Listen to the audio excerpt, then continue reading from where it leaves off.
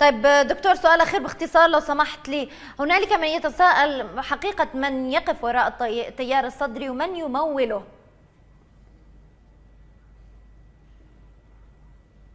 لا، شوف، التيار الصدري أنا مطلع على هذا الأمر، هو تمويله ذاتي. هم كل صلاة جمعة يتبرعوا أنصاره مؤمنين به إلى حد القدسية حقيقة.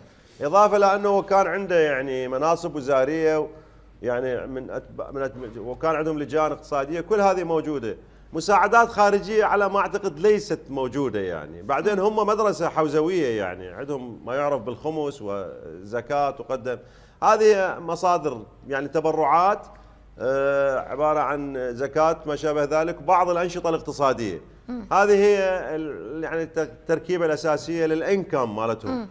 أتباع من الفقراء، يعني مو مثل باقي الجهات السياسية لازم عندهم مقرات وسيارات.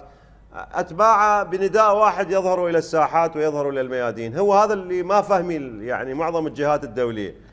هذه الشريحة المجتمعية هي شريحة البسطاء والفقراء، نعم، وهي مؤمنة بالرجل، نعم، أنه يعبر عن آمالها وعن طموحاتها. نعم. أشكرك على وجودك معنا دكتور أحمد الأبيض، الكاتب والمحلل السياسي، حدثنا مباشرة من بغداد. شكرا جزيلا لك دكتور أحمد.